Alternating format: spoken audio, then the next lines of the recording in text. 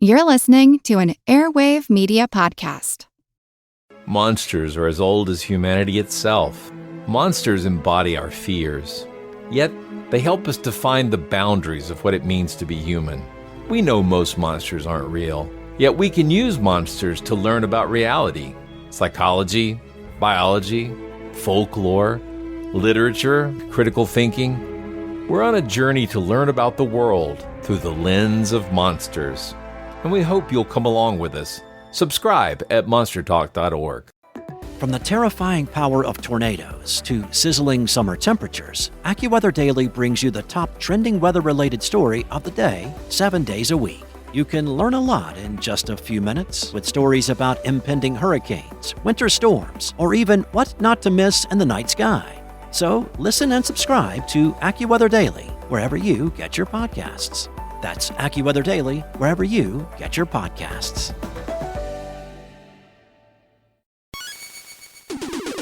Recorded in Chicago, Illinois, with your hosts, Ken, Matt, Neal, and Jeff. This is Triviality.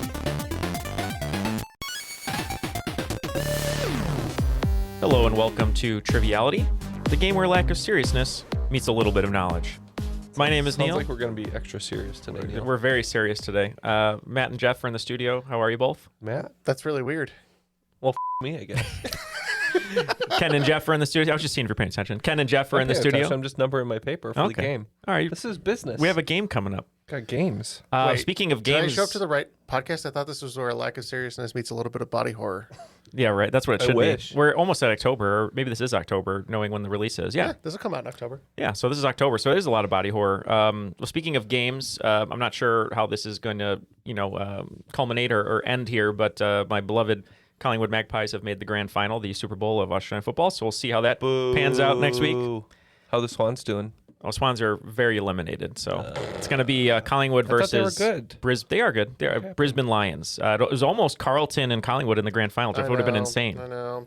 The real sad thing is they have YouTube TV, but apparently AFL is an additional premium now. So. Oh, boy. Well, you can get the app like I have and watch it anytime you want, but... Should I just get on my VPN and pretend I'm from Australia? This episode sponsored by whatever app that is. Watch AFL. Well, speaking of Watch AFL, Matt isn't here. He's actually went to Australia because he thought he had to go all the way there to watch footy, but he could have just done it from the comfort of his own home. So we wish him luck, and maybe he'll be, he'll what's the thing from Simpsons, the boot or whatever?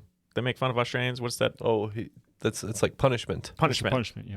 Yeah. So the punishment, he'll get punished over there. I don't know I know people who watch Simpsons know what I'm talking about, but anyway, well, Matt's not here, but we have someone to replace Matt, an even stronger, more intelligent, and more attractive Matt, arguably, and that is Matt Takimoto, coming to us from the Bay Area. He's an Oakland 5 supporter on Patreon. How are you, Matt? I'm good. That was a very flattering intro. I appreciate it. Oh, you're welcome. You're going to be our host today, which we're super excited about. I know folks have been hearing you on Bloodsport, and if they're hearing this episode, that means they know that you're in the final 8, sort of the championship original traditional Bloodsport. So congratulations on that. But remind folks who you are and what you're up to. Yeah, so great to be back, everybody. My name's Matt. I teach the 5th grade in Oakland, California, live in the Bay Area, do a lot of probably too much recreational trivia on the side, but I've now kind of turned it into an official side hustle because by the time this airs, I will officially be the newest co-host of the Benchwarmers Trivia Podcast, Sports Trivia, nice. for those of us who rode the Pine, available Never wherever heard you of get it. Podcast from, friend of the show, and friend of our guest today, who's a regular and a beloved member of the bench, so excited to be here. Yeah, of course. Well, thank you for being here, and congratulations on that. We love all the bench warmers over there, so congratulations to all of you for getting Matt and for making the team stronger. And yeah, speaking of our guests, we thought it would be fun to have someone who might answer questions on the bench warmers trivia podcasts that are sports related, but we wanted to give him more of a classic triviality game because he's one of our initial listeners, someone who's been on the show many different times. We're so excited to have him back. Savage Superstar on Patreon, Phil Sanford. How are you, Phil? Doing pretty good, Neal. Well, thank you for being here as always. We love seeing you. Remind folks what you're up to. Yeah, so my name is Philip Sanford. I'm from Charlotte, North Carolina. As the Triviality guys always give me a hard time about it, is I outside my like regular job, which is just a regular office job that I do for my living room, I do all sorts of different running things. I'm currently training for the Indianapolis Monumental Marathon. That's going to be just over a month from now, and at the end of October. And then, let's see, I'm president of Charlotte Running Club. I host a weekly run at a brewery that's around the corner from my house. I used to be a race director for a charity 5K, but I stepped away from that this year because it was a little too much because it took place right in the middle of my busy season at work. So it took a step back from that. Now I'm just like a regular committee member with that, which is perfectly fine with me.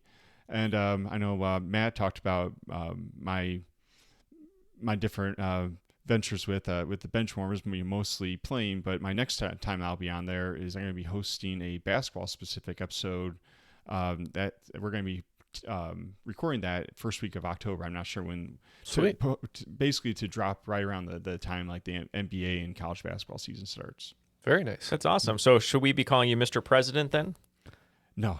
Okay, so no Mr. President. But you are in our hearts. We love that you're a runner and you're very good at it. So we love to call you the Marathon Man here. So I think, Phil, we'll partner together and inspired by the name Marathon Man, we're going to be team Is It Safe? And since your team Is It Safe, we'll be Dustin Hoffman's Root Canal. All right. Well, if you haven't seen the movie Marathon Man, none of these references will make sense. But if you check it out, then they will. But we're excited to play the game. Matt, any reference or any preference for the rules read? There's a Patrick Warburton one, isn't there? Oh, yeah. Oh, yeah. I think let's go Patrick Warburton today. All right, we'll bust out Great. Patrick Haven't heard that one Warburton. in a while. Rules of the game are simple. 20 questions split into 2 rounds, worth 10 points apiece. At halftime, there will be a special swing round designed by this week's host. After regulation, players will enter the final round with the points that they've accumulated, have a chance to wager 0 to 30 points on 5 categorized questions. End of the game, someone will be named the cream of the crop. Oh yeah, it's all coming together. Crop rules everything around me. It's all coming together. Yeah, that's all coming together. Yeah, that's right. Well, cool. Matt, let's throw it to you. We're ready to play. All right, sounds good. So this game does have a theme. It's not a very difficult to parse theme. In fact, some of you might get it from the first title of the first question. But there are a couple of questions where the question title will perhaps lead you to the correct answer. So just, pay attention to those question titles there. All right, here we go. Round 1, question 1. Is this the real life? 7-year-old David DeVore Jr. became internet famous in 2008 when his father recorded him in the backseat of the car after leaving what location? Okay, so Phil and I discussed this one, and if you're okay, Phil, I think we can lock in, let them discuss. I'm good with that. All right, so I seem to remember this video. I don't know how it relates to Is This the Real Life besides that's maybe like a line from the video. Mm-hmm. And I think the kid was like high Hopped up like out of his mind from like being some at the sort dentist. some sort of anesthesia. I definitely remember seeing a great viral dental anesthesia video. All right, So so we'll say dentist or dental surgeon.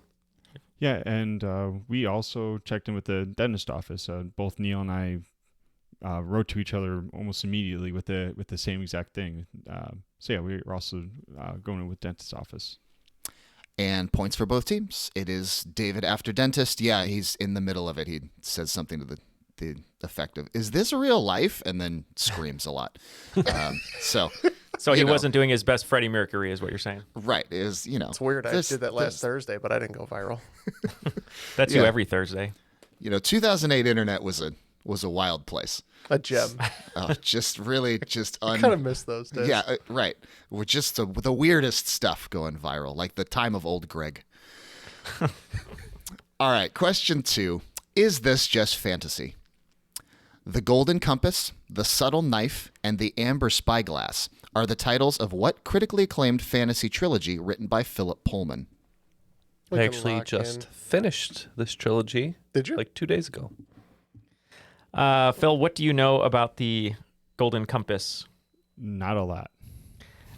So I believe if this is something Ken has been reading recently, I could be completely wrong. Just going based off of his clue he just gave me. He is a huge Lin-Manuel Miranda fan. Just has posters all over his walls. But I believe the TV show that's based. That I think the books are originally whatever. Anyway, I think it's His Dark Materials, and I think The Golden Compass is one of those. So I think that series is called His Dark Materials. We're going to also agree with Neal. And per Lin-Manuel Miranda, strange casting. Doesn't do a terrible job in the show, but still Is he very different from what's written? Or Well, he's supposed to be like heavily Texan. Oh, okay. I mean, he can be Texan, but he doesn't he's not like very cowboyish. Does he talk in rhyme for the no, part? No. There's a polar bear over there. He's pretty good in the show, though. Okay, well, that's good. I'll check it out. Not especially like stereotyping Texan, but he's good. Okay. He's a middle of the road 6.5. Points to both teams. This is His Dark Materials. Apparently, Neal's Lin-Manuel Miranda impression is John Travolta from Grease. But John Travolta doing Hamilton. But, it still counts. Okay, question 3. Caught in a Landslide. Fleetwood Mac's Landslide was first released on their 1975 self-titled album, reaching number 1 on the Billboard charts and selling over 7 million copies. For 3 points apiece, name the 5 members of Fleetwood Mac who recorded that album. I'll leave it to Jeff. We can lock in. Okay. Okay, so Phil, right off the bat, you got Mick Fleetwood, right. And then where does the Mac come from? John McVie. John McVie. Okay, so we got 2 there. So we got Mick and John. Stevie Nicks. And there's another woman who was married to, because there were lots of marriages and divorces within the band. I believe she recently passed away, and I can't remember her name. So we have Mick. You said John McVie, right? Yeah. Wasn't it his wife? Christy McVie, I believe. Christine, I think, right? Christine, yes. Yes. Okay. So Mick, John, Stevie, Christine, and then what's the name of that? The one dude who everyone. Lindsey Buckingham. Yeah, thank you. I was trying. Who Bill Hader plays on SNL all the time. Yeah. Mm-hmm. So we'll go Lindsey Buckingham, Stevie Nicks, Christine, and John McVie, Mick Fleetwood, right? Yep, I'm good with that. Okay. Yeah, wrote down Mick Fleetwood, Stevie Nicks, and Lindsey Buckingham, John and Chrissy McVie. Full 15 points to both teams. Very nice. Wow. Nailed it there. I underestimated the Fleetwood Mac knowledge in the room. Love it. Yeah, Rumors is I did too. one of my favorite albums of all time. So. I thought Jeff would get that, hands down. Nice job to thank you. other team. The only reason get them all. The only reason I knew that is there's that TV show out that's based on them, kind of. Daisy Jones and the Six. Can you name the 3 members of Rush though? Yeah, Geddy Lee, Neil Peart, and who's the other one? I got it. I have it. I can't remember. Would you like an Alex Lifeline? Alex Lifeson. I always forget. I gotta remember Lifeline, Lifeson or something. But yeah. Moving on to question 4. Look up to the skies and see. What bird, derived from a Quechua word, shares its name with the star of the To All the Boys film series on Netflix? Okay, Phil and I discussed, and we think we're on the right track, so we're going to lock in. So it's actually look up to the skies and see the letter C in the category name. So parentheses. That could help us. Or quotations. Yes. So do we think cardinal, or can you think of another one? Well, I don't know who the star of the film series is. Well, me neither. Can you think of any celebrity or actress with a bird name? It's probably not somebody terribly famous. Crane. Could be Crane. I don't know any cranes. Chickadee? No. Yes. That's what we should go with. All right. You might recognize the actress. She played Jubilee in X-Men Apocalypse. These are fun movies to all the boys I loved before. It's not Lana Chickadee, but we locked in with Lana Condor. So Condor's our answer. And points to, is it safe? The correct answer is Condor. Yeah, it would have helped on this one. Quechua is a language derived from South America, and there is an Andean condor. Ooh. So there you go. Love the clue of the C in there in quotes. Yeah. We got another one coming on the next clue here. So get ready. Question number 5. Easy come, easy go. In 1998, English trip-hop band Massive Attack reached commercial success with the release of what album with a one-word title, from the Italian for middle? Depending on the venue, you could sit there while listening to Massive Attack perform the album. We're locked in. Matt, this game is like Except for my Condor. jam. My jam. So Phil, I'm not sure where your head's at on this one. I don't know the album. I don't know the band that well, but I can kind of suss it out from the clues. What are you thinking? I'm pretty sure based on the clues, and also I believe there's a Learnly question. I forget when I got it wrong, but my wife got it right a few years ago. It was about middle, and it was mezzanine. Okay, that's what I was thinking from the theater angle. So mezzanine. I'm good to lock that in if you are. Yep, I'm good with that too. Yep, one of my favorite albums of all time, Mezzanine. And points to both teams. It is Mezzanine. And yeah, easy was in quotation marks on that one. After 5 questions, it looks like Dustin Hoffman's root canal is still ongoing. They have 45 points, and with 10 points in the lead, Is It Safe with 55, both teams picking up the bonus points of question 3. All right, going to question 6. Any Way the Wind Blows. The song Any Way the Wind Blows appears in Act 1 of this musical, the 2019 Tony winner for Best Musical. It is performed by Hermes, Eurydice, and the Fates. Let me know what you think of that, Phil. Yeah, I mean, the time-wise, that makes that fits. I'm not a huge musical person, but timing-wise, that definitely fits. Okay, Phil thinks that my answer is correct, so we're going to lock it in. The only musical I can think of in this sort of genre in the last 6-7 years is Hadestown. Does that sound right to you? Yep, I don't recognize the song, but it's got to be Hadestown. Yep. And we locked in with Hadestown. And you both locked in with the correct response. It is Hadestown. Sweet. Question number 7. Mama Just Killed a Man. Excluding stunt doubles and younger versions of the character, 3 actors have portrayed Norman Bates on film and on television. For 5 points each, name them. Oh, this is you. I can lock this in for us if you want, Phil. Okay. I could think of one. So yeah, if you can lock in, yeah, please go right ahead. All right, so I think I can get to Vince Vaughn comes to mind. He was in the remake. Really? With Anne Heche. No way. Yeah. I'm trying to remember the original guy, and his name's kind of escaping me just at the moment, but give me a minute. Yeah, Jeff, I'm not going to come up with the other guy's name, so unfortunately we'll just stick with Vince Vaughn. Even if I give you Vera Farmiga or whatever her name is, you can't get the Bates Motel Jeff, one? I can't get the Bates Motel one. All right. So these are for 5 points each, so which ones are you locking in with? Just Vince Vaughn. I can't think of the old guy. Okay, so yeah, Vince Vaughn was in the remake of, or I guess shot-for-shot remake of Psycho. And then we have Freddie Highmore from Bates Motel, and Anthony Perkins is the original. Thanks. Yeah, I said Tony. Did you hear me? Tony, yeah. You were close. Yeah. All right, and those were the 3. Nice job, Neal.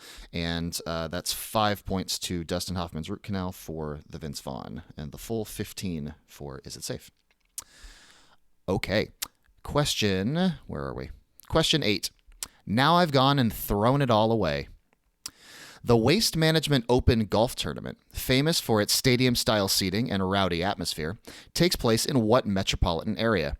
In 2023, traveling to attend this tournament was extra expensive because the Super Bowl was being played in town the same weekend. We can lock in, Neal. Oh, great. I have no idea, so glad you know it. A couple years ago, they played in Minnesota since it was the first time in that new stadium. I think it was 2 years ago LA hosted because SoFi Stadium was brand new. They may have moved it back to Miami. Okay. Yeah, we can guess Miami. All right, so yeah, this is the former Phoenix Open. So it is it's in Metro Phoenix. I believe Waste Management opens in Scottsdale, and then on the other side of town is where the Super Bowl is played in Glendale. In Glendale. So yeah, this is a metro area of Phoenix. And points to Is It Safe? Yeah, this is Phoenix. The Waste Management Open is at the TPC Scottsdale. And yeah, exactly. The Super Bowl was in Phoenix. We were attempting to plan a bachelor party to go to the Waste Management Open and looked at Airbnbs for that weekend, and it was like $10,000, $12,000 a night. It was Wow. absolutely ridiculous. So not worth it. No, not even close to worth it. So for those of us that don't know what the Waste Management Open is, i.e. me, what kind of craziness goes on there? It's like the most most frat party of PGA Tour golf tournaments. Okay. Like the whole That's culture pretty is frat. get there early and start drinking early. The famous, probably the most famous part of that course is the 16th hole, which is a big par 3, and they line the entire 16th hole with like stadium style bleachers. So there's like 10,000 fans sitting around this one hole. Probably the most famous clip is Tiger Woods made a hole in one there, I think in the late 90s, early 2000s, somewhere in there, like in his prime, and the crowd's just like going nuts and throwing beer cups on the green and stuff. It's the opposite of what you'd think of a golf tournament. So this is the XFL of the golf tournaments. Yeah, people are sounds chugging like beers. sounds like an improvement to the sport, though. To be honest, Right. Yeah. Okay, question 9. If I'm not back again this time tomorrow.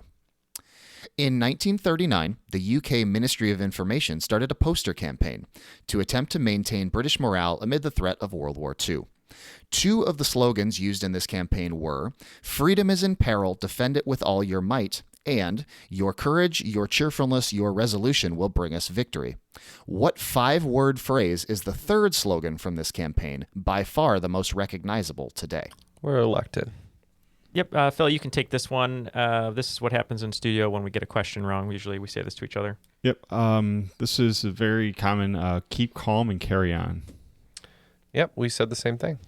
Yeah, and then, this was one of the question title hints. If I'm not back again this time tomorrow, keep calm and carry on, carry on. Very nicely done. Question 10, last question in round 1. My time has come. Which man, the youngest 4-star general in U.S. history, mistakenly thought his time had come, declaring, "I'm in charge here," after President Reagan was shot by John Hinckley Jr.? He was not actually in charge there, as the Secretary of State sits 4th in the presidential line of succession. This, Jeff, I have no idea. So if you have a guess, I'll leave it to you. Otherwise, we can take a Lucky Johnson. Yeah, not having anything better to go on here, we're just going to say Johnson. Okay, Phil. I'm really kind of at a loss on this one. I'm not too up on my 4-star generals. So do you have any thoughts on this one? Yeah. Yep. You caught me in the middle of typing to you. So I know Colin Powell was, but he wasn't until George W. Bush. I'm sure he was something under Reagan. I mean, if you're a general and conservative, I mean, in George W. Bush, they had a lot of people who were from the Reagan and George H.W. Bush era. I know that James Baker was, I believe, Secretary of State, but I don't think he was a general. But I know that Baker was part of Reagan's cabinet. I think, either one of those is better than what I'm going to come up with, because I'm sure it's probably like a random person I've never heard of, and who I'm sure has a decorated career. But yeah, do you want to go Baker or Powell? I'll leave it up to you. I think either of those are a good guess. Yeah, let's go Baker. Okay. And again, we just said Lucky Johnson. Okay, so we've got Baker and Johnson. We've got our first double stumper of the game. No points. This man's name, who, it is a deeper cut, but he did very famously declare himself in charge of the United States of America at a press conference when he certainly was not. Wow. This is Alexander Haig. Oh, I have okay. heard that name. It's not even just a double stumper. It's the first one that the other team has missed. That is true. The perfect game has been broken up by a solid single up the middle. After the first round, it looks like Dustin Hoffman's Root Canal is going to pick up an extra 25 points, bring their total to 70 even. And Is It Safe is going to be picking up 45 points, bringing their total to 100. Okay. So the swing round for today is going to pay tribute to one of the greatest pop punk songs of all time. The swing round today is called 1985. And here's how it's going to work. I'm going to give you a world event, and you're going to tell me if this event happened before 1985, in 1985, or after 1985. This is a good one. Okay. So before, in, or after? Correct. All right. All right, here are your events for the swing round. Number 1, Mikhail Gorbachev becomes leader of the Soviet Union. Number 2, Ozzy Osbourne bites the head off a bat on stage in Des Moines, Iowa. Number 3, Sony releases the first Walkman. Number 4, the inaugural WrestleMania takes place at Madison Square Garden. Number 5, Stephen Hawking publishes his first edition of A Brief History of Time. Number 6, the Coca-Cola Company debuts New Coke. 7, Apple debuts the Macintosh personal computer. 8, actress Keira Knightley is born. 9, the nuclear reactor at Chernobyl explodes.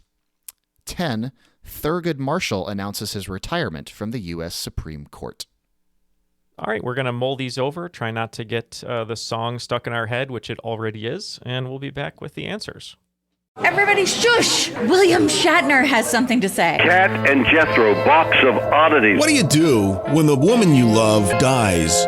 Well, of course, you dig her up and you live with her. Aww. The show examines weird things. There are plenty of old photographs from this time period of children out in the streets playing in and among the dead horse carcasses. Oh, I miss those days. Things used to be so much simpler. Cat and Jethro. Then there's the urine wheel, which sounds like a really bad game show. They've done weird things. Cat and Jethro, box of oddities. That is really mysterious. Join Cat and Jethro Gilligan Toth for the strange, the bizarre, the unexpected, as they lift the lid and cautiously peer inside the Box of Oddities. The Webby Award-winning Box of Oddities podcast from Airwave Media. Robert Barker was the most famous book printer of his time, and luckily for him, his time was when book printers could be really famous, especially if you were responsible for the most read book of all time, the King James Bible, which Robert produced in 1611. Yes, you could get quite famous printing books in Robert Barker's time. Unfortunately, you could also get infamous. In 1631, Barker tried to double down on his success and reprinted the King James Bible, but this time around he missed a word. One word that caused him to lose his license, destroyed his reputation, got him fined, and removed to debtor's prison, where he died. Exodus 20:14, the sixth commandment. Thou shalt commit adultery. This is The Constant, a history of getting things wrong. I'm Mark Chrysler. Every episode, we look at the bad ideas, mistakes, and accidents that misshaped our world. Find us at constantpodcast.com or wherever you get your podcasts.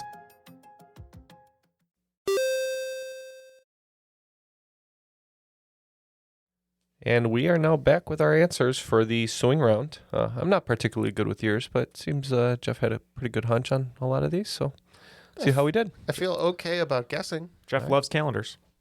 You got a 1 in 3 chance either way. If he was a Batman villain, Calendar Man.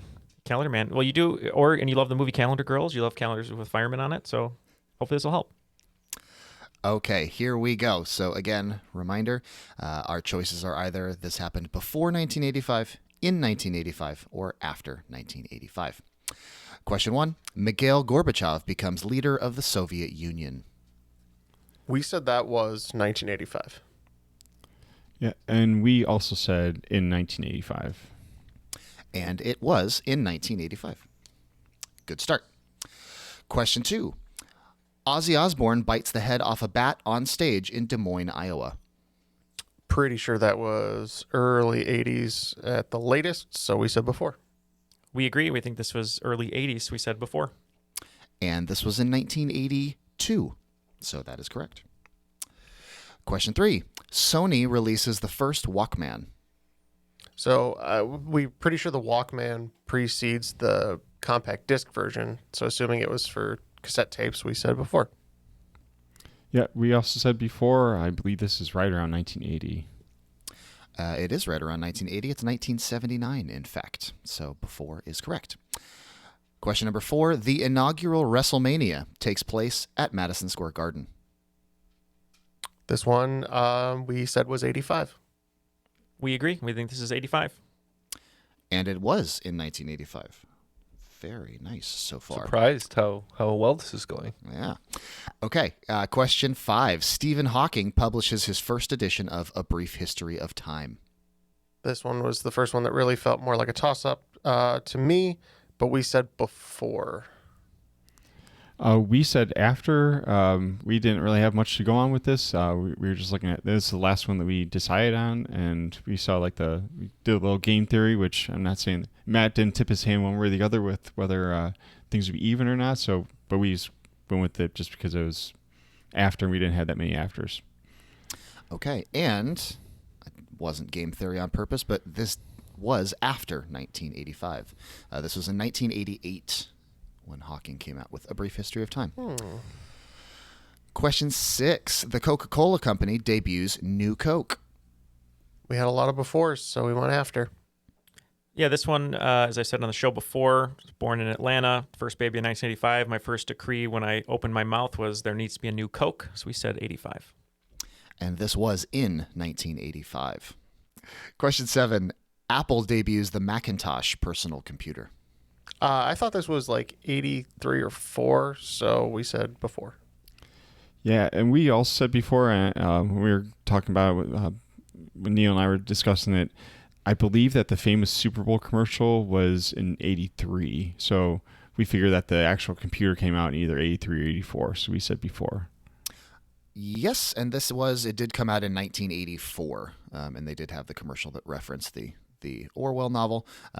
So the Macintosh, 84. Oh, yeah. Duh. Question 8. Actress Keira Knightley is born. We think she's on the younger side, so we said after. Yeah, we had discussed this one, and we think that I share an age with her, so we said in 1985. And she was born in 1985. Wow. Yeah. Question 9. The nuclear reactor at Chernobyl explodes. We said after. Yep, we all said after. I believe this is 86. And that is correct. It is 86. And finally, question 10. Thurgood Marshall announces his retirement from the U.S. Supreme Court. We said after. Yeah, we're having a little bit of trouble with this one, and we just sort of leaned after, and we'll see what happens. And he announced his retirement from the U.S. Supreme Court in 1991 and was famously replaced by Clarence Thomas.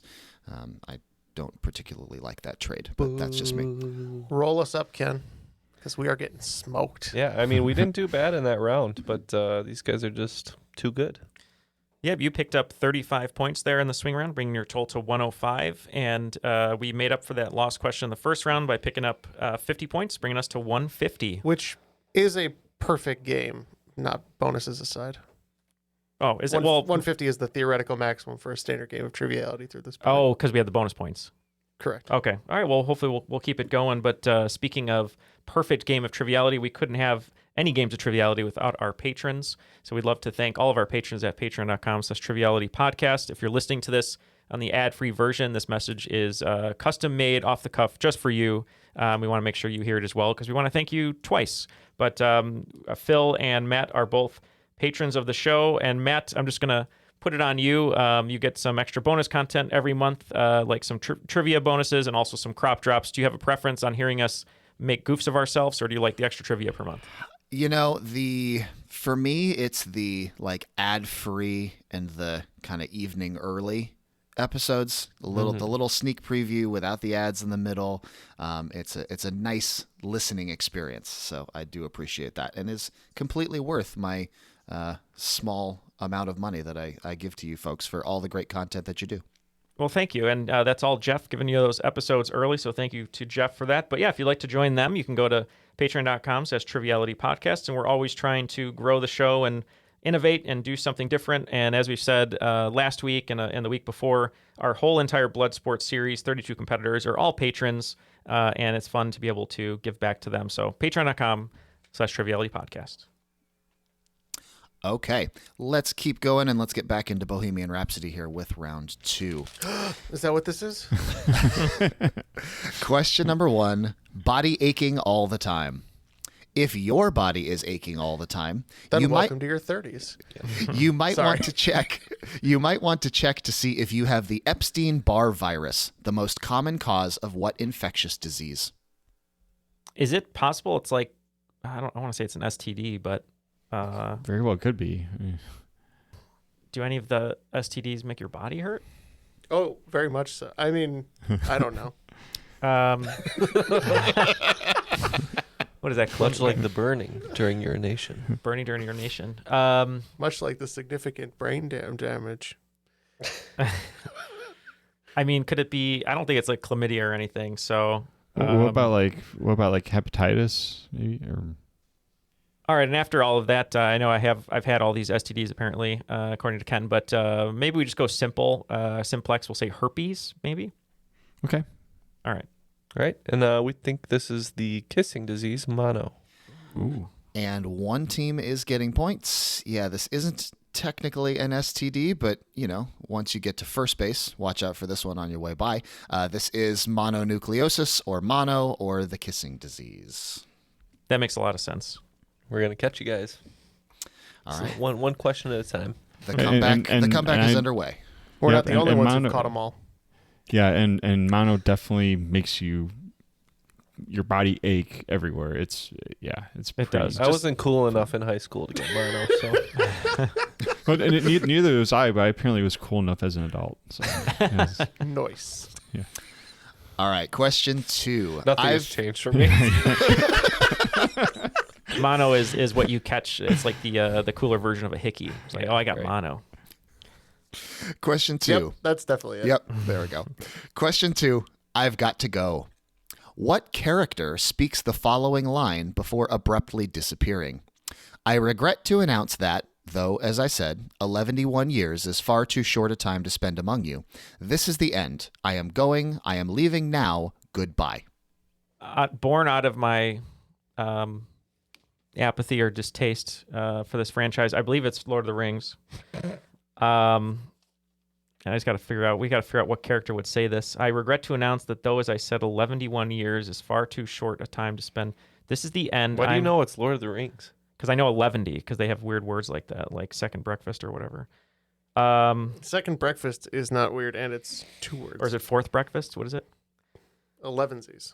11sies, that's what I was looking for. Yes. Regret to announce, though, as I said, 11 years far too short a time to spend among you. This is the end. I'm going.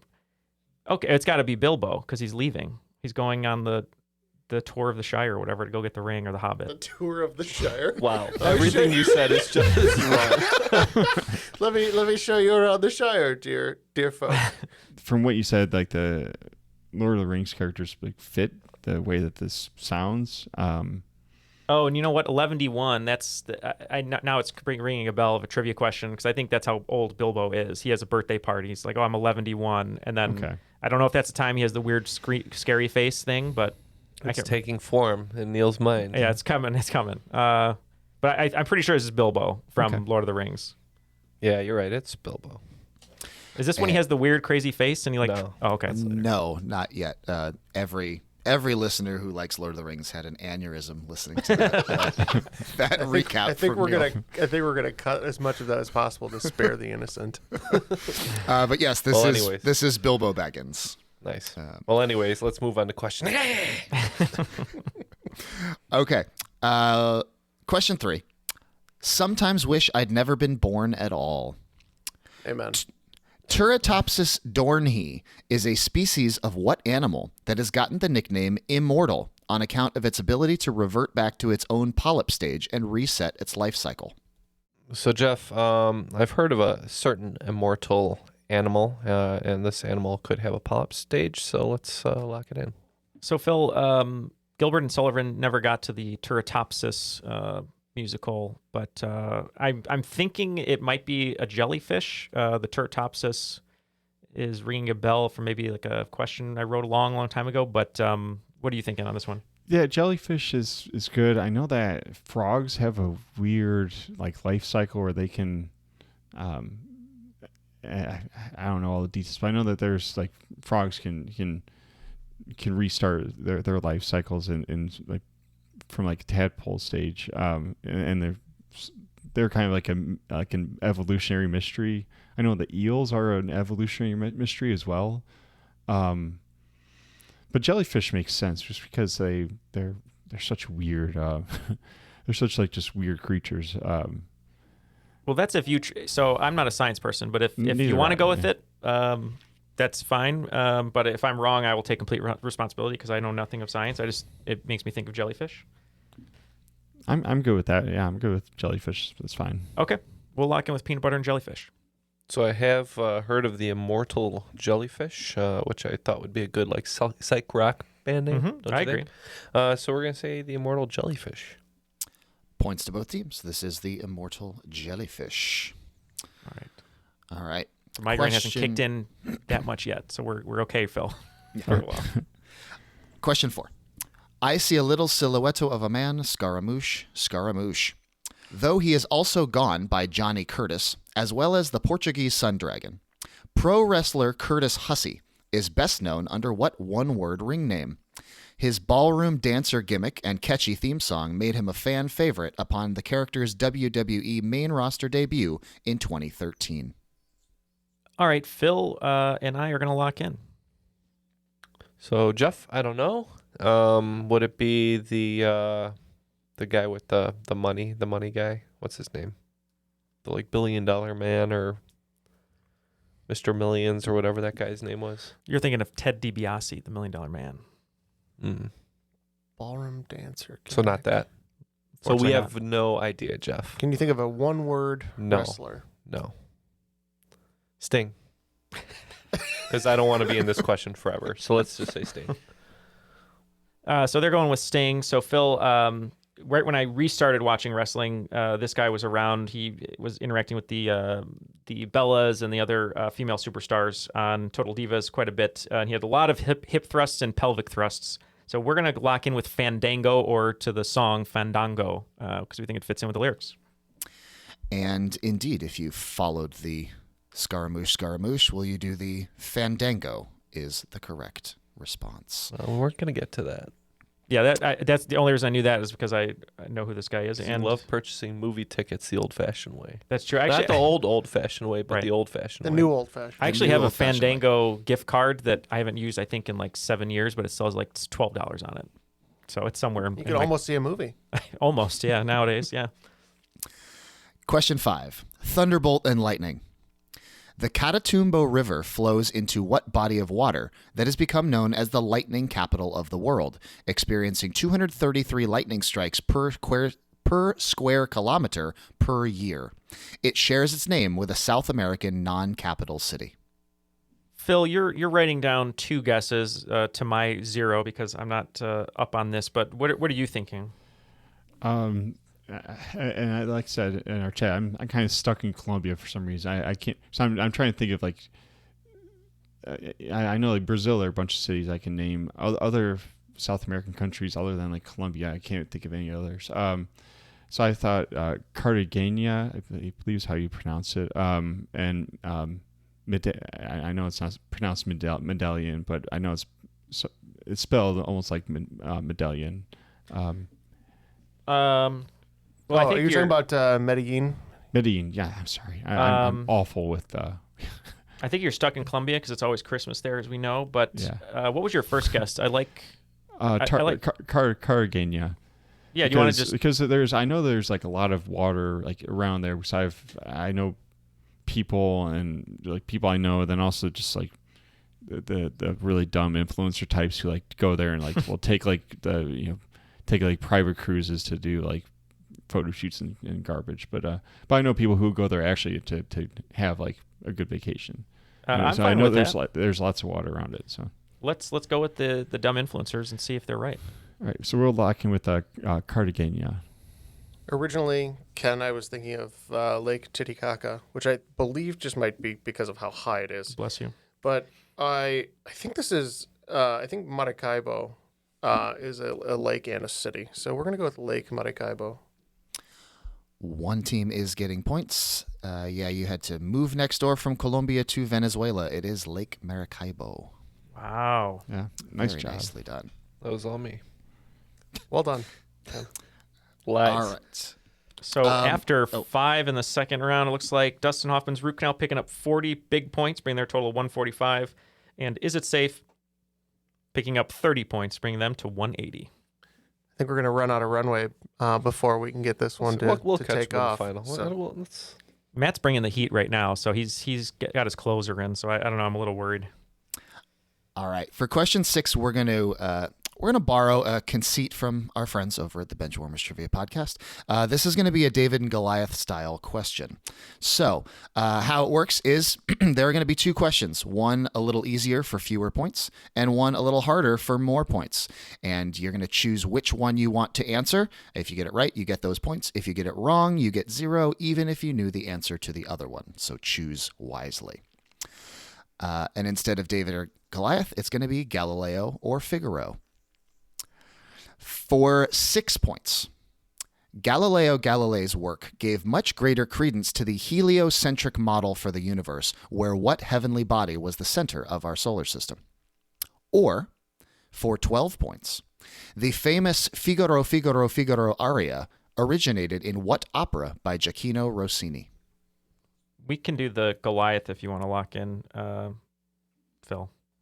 Okay, so we know that the sun is the center in the heliocentric model. Correct. Helio being sun. Is Figaro, Figaro, Figaro, is that Barbara of Seville? I think, yeah. Based on my Looney Tunes knowledge, I believe it is. Okay. We swinging for it? Yeah. All right. Because it's not the Marriage of Figaro. It's Barbara of Seville. Yeah. Okay. That's what we'll lock in with for the Goliath swing here. Okay. In order to feed our sponsor, Billy Bob Thornton's Goliath on Amazon Prime, we think Figaro is in the marriage. I'm just kidding. It's Barbara of Seville. So that's what we locked in as well. And both teams getting points. Yep, you avoided the trap. The Marriage of Figaro was written by Mozart. Rossini wrote The Barber of Seville, featuring a barber named Figaro. So full 12 points to both teams on that one. Nicely Thank done. you, Bugs Bunny, right? Mm-hmm. Looney Tunes is just a cultural touchstone for everybody, and made opera more interesting. Let's be honest. Question 7, Mamma Mia. From 1992 until his 2023 retirement, actor Charles Martinet has, with the notable exceptions of 2 feature films, voiced the title character of what multimedia franchise? Okay, we are going to lock in over here. So there was much sort of discussion around this actor performing in a movie this year as opposed to Chris Pratt. Here we go. So I thought Chris Pratt did a fine job, and I thought too much Charles Martinet would have been a little annoying in the movie, although he is a perfect Mario for the games. Is this Mario? From It's the Mario twins?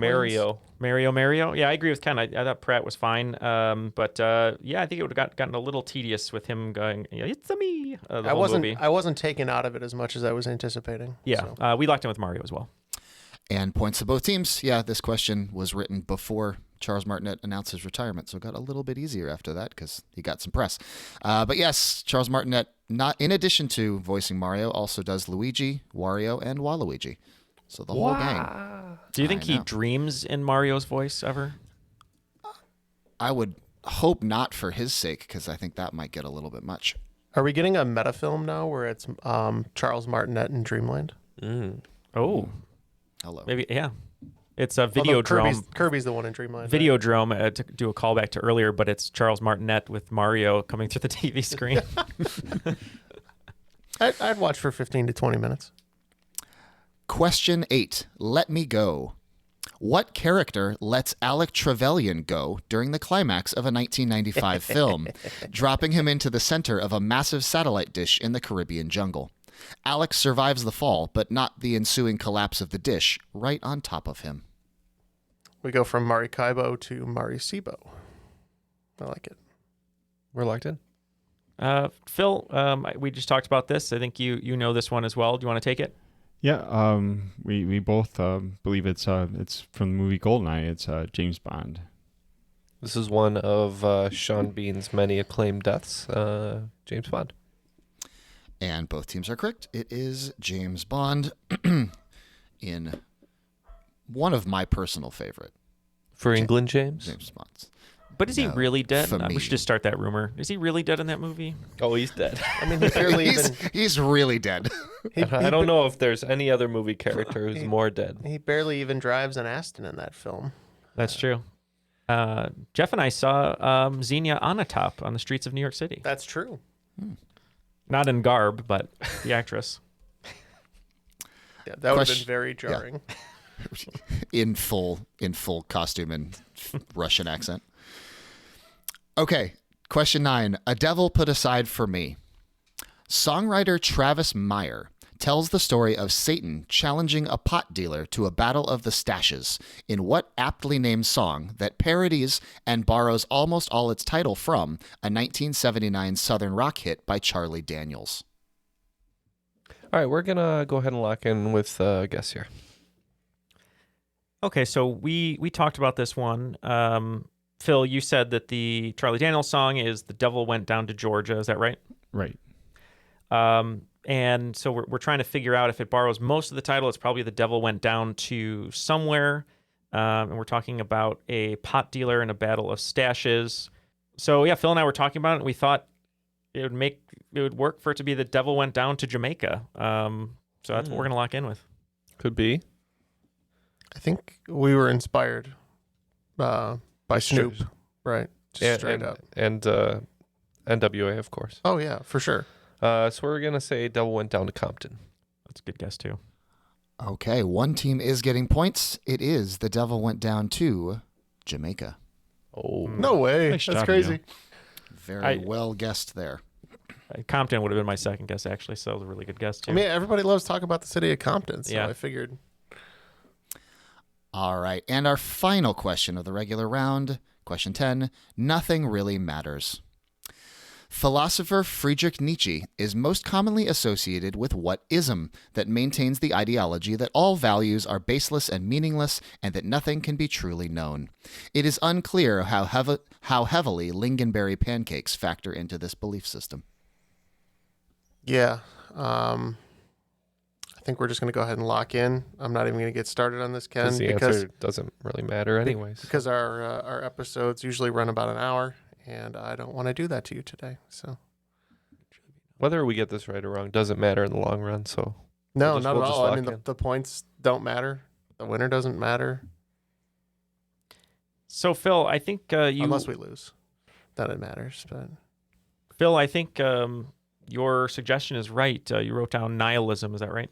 Yeah, nihilism. I mean, the Lincolnberry pancakes. I mean, is this a reference to the nihilist in The Big Lebowski having breakfast with Peter Stormare? Yeah, and the one woman having her missing her pinky toe that supposedly belonged to Bunny, but yeah, let's go with it. I like it. yes, and we went with the what is, in my opinion, the apotheosis of philosophical ideas. We said nihilism. Yes, they believe in nothing, Lebowski. It is nihilism. Very well Are done. you sure you used the word apotheosis correctly? Yes, I exalt it.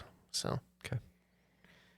Well, after regulation there, as we said, Matt was bringing in the heat towards the end. Team Dustin Hoffman's Root Canal is going to echo one of their favorite Samuel L. Jackson movies, 187, also a penal code. And team over here at Is It Safe is going to be picking up 52 points, bringing their total to 232. So we're looking at 232 to 187. Okay, for our final round today, it is going to be more of a tribute to Queen and Bohemian Rhapsody.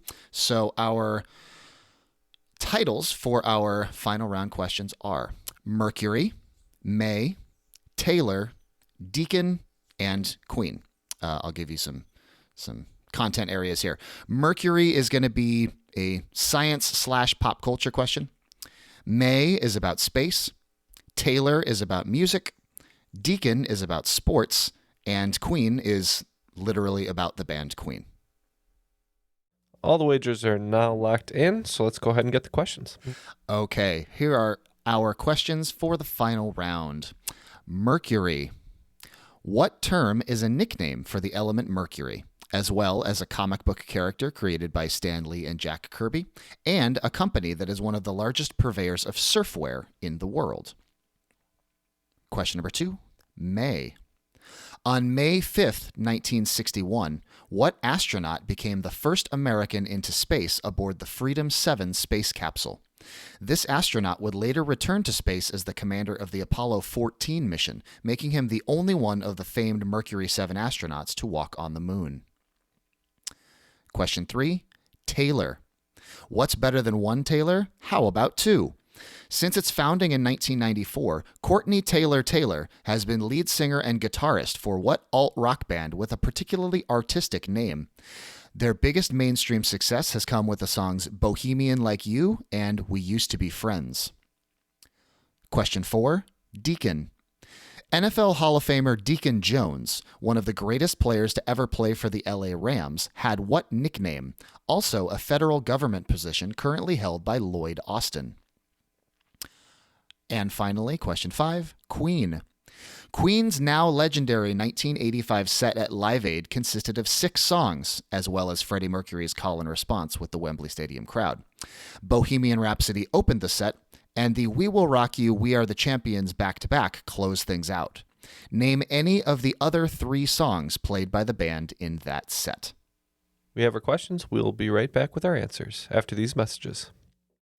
Yeah, Film Vault. We are one of the original film podcasts. That can't be true. There was like 2 other film podcasts when we began, Brian. How long have we been doing this show? You and I first sat down and did a version of the show over 20 years ago. My God. There is shtick, but it's very little shtick. We finish each other's sandwiches? Close enough. Was that a joke on a movie? Yeah, that's from Frozen. Oh, it is. Pretty bad. Ugh. Oh, look at you. I don't want to be like quoting Frozen on this promo. Okay, peek behind the curtain. Anderson's like the Frozen guy. Like, he'll constantly reference animated films, family films, and I'm more the edgy indie guy. We do have the tropey thing going on where Brian does like the big Hollywood sexy summer movies. I'm always looking for like the hidden gems. 2 episodes each week. One, we review movies, and the first episode, and the second one, top 5 time. Top 5, different top 5 every week. Movies that made you cry. Worst movie accents. Most disturbing movies. All right, the Film Vault, check it out. Wherever you find podcasts. That's right, the Film Vault's going on 20 plus years. You can spend less time staying in the know about all things gaming and get more time to actually play the games you love with the IGN Daily Update podcast. All you need is a few minutes to hear the latest from IGN on the world of video games, movies, and television with news, previews, and reviews. You'll hear everything from Comic-Con coverage to the huge Diablo 4 launch. So listen and subscribe to the IGN Daily Update wherever you get your podcasts. That's the IGN Daily Update wherever you get your podcasts.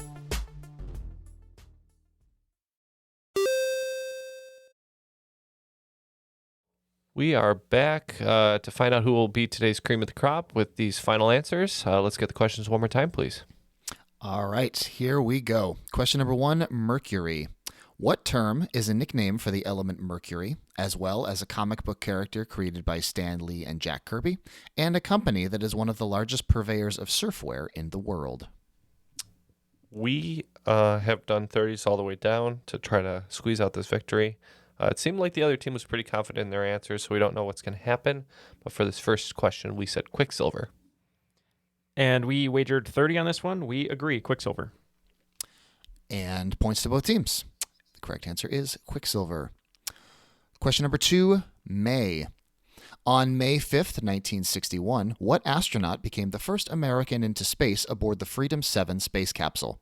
This astronaut would later return to space as the commander of the Apollo 14 mission, making him the only one of the famed Mercury 7 astronauts to walk on the moon.